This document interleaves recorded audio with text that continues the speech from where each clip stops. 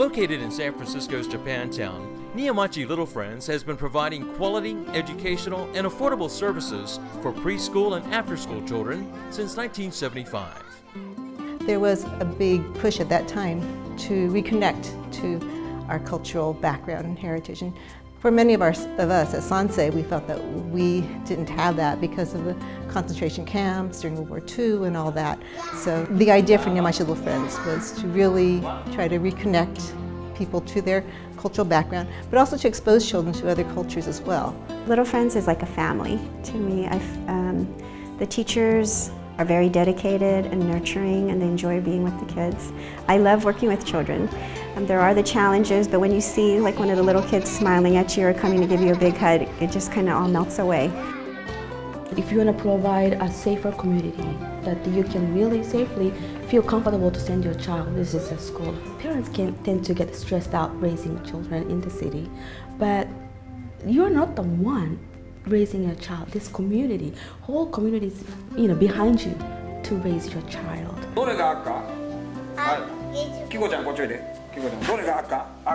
At Nihonmachi Little Friends, children are taught Japanese and learn about the Japanese culture. But the school is also proud of its diversity. And I appreciated, for example, that the kids would learn about Cinco de Mayo and Chinese Lunar New Year. And so they had a wonderful wealth of experiences that I think is so appropriate for kids being raised here in the Bay Area. It was just a wonderful experience for my kids. Their whole world really was shaped from being in Little Friends, and they have turned into great, great people. I chose to have Nihonmachi Little Friends as our after school, mostly because of the community. A lot of the kids that they go to school with come here, and being in this Japanese language program for public schools, the after school program really was a good fit for that, and I don't know, it just felt right. My children, by going to Nihonmachi Little Friends, they were exposed to Japanese culture and food. They participated in community festivals. If they went to another preschool that was kind of out of the area, maybe they wouldn't have had that opportunity to participate. Having my kids come to the school, they've gotten the Japanese culture and the language, but they've also gained lifelong friends. There is a playground for recreation, and freshly prepared meals are served twice a day. And so there's a good mix of Asian foods, Japanese, Asian foods, as well as other types of food that the children enjoy. And there are several times a year where the children help make and prepare the meals as well. And it's a good way for them to learn more about good nutrition and encourage them to try different types of food. They had talked about, we provide a lunch, but I thought it was going to be sort of modest, But I came in, there was a spread of vegetables, rice, and stir fry, and I'm like, wow. They'll have a lot of gratitude for Little Friends. I feel like, seriously, like in a way, like don't tell my mom, but like I feel like in a way they were better parents to me than my parents. NLF alums have returned as parents, staff, and volunteers. Oakland Asian Cultural Center Executive Director Tamiko Wong is a Nihonmachi Little Friends alum. They were really nurturing, really like caring, and honestly, like they were kind of like my family. I was like a little bratty kid, didn't like to go for naps and all those kind of things, and they just had so much patience and love and care, and I just felt like just really at home. While the school was founded in 1975, its main building at 1830 Sutter has a much longer history. In 1921, the first generation of Japanese women, the Issei, raised money to buy the lot. Racist property laws prevented them from owning the land, so they had the San Francisco YWCA hold the title in trust. But in 1996, the Y put the building up for sale.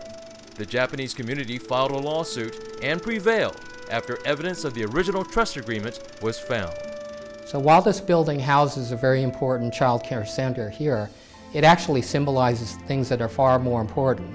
The courage of Japanese immigrants to raise the money to erect this building at a time when the laws were totally against them and actually prevented them from owning property.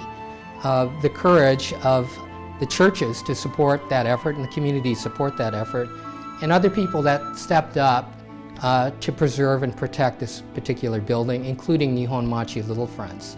So it represents a very important part of San Francisco and California history. Constructed in 1932, the building was designed by world-famous architect Julia Morgan, who also designed Hearst Castle. She did the work for free. Julia Morgan really had a sense of the disparity between haves and have-nots. She was an advocate for women because of her own experiences. She was the first woman architect to be licensed in California. She was the first woman to study at the Academy of Beaux-Arts in France. She had to petition and fight to do this, so she understood those struggles. The auditorium features an authentic no-theater stage, the only one in the western United States, and a tokonomo, a special alcove adjoining the stage which is used for tea ceremonies. Nihonmachi Little Friends currently holds classes in two separate locations, one at 1830 Sutter and at 2031 Bush in the historic Kinman Gakuen building, a place where many Japanese Americans had to register before being interned during World War II.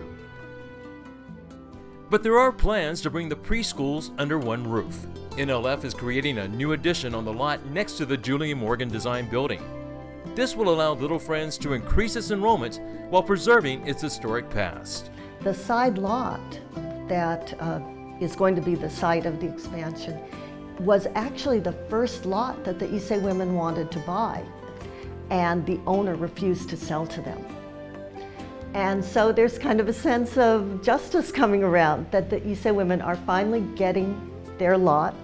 They're getting the opportunity to create that institution, and we are the vehicle for doing that. It's very humble, but it's also strong. It's not a weak building. It has a great entry, it has its own identity, but it marries to this older building very well. It doesn't overwhelm this building. It stays behind a little bit, and it's like a shadow, like Japanese people talk about shadows, and it is like a shadow, but it is still strong and has its own strength about it. To make this plan a reality, the school has started the Plant a Seed campaign to help raise the $3.5 million needed for construction.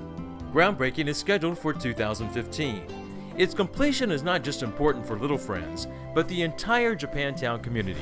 Families bring their children here and they patronize the local businesses, so it helps keep Japantown viable, and I think that's really important because there are only 3 Japantowns left in the whole U.S. My own children went through the program, and hopefully this program will be here for their children and for many other generations. So that's really what it's about, being rooted in the community, staying here, and helping to grow the community and building that permanence not only for Nihonmachi Little Friends, but for Japantown and the neighboring community as well.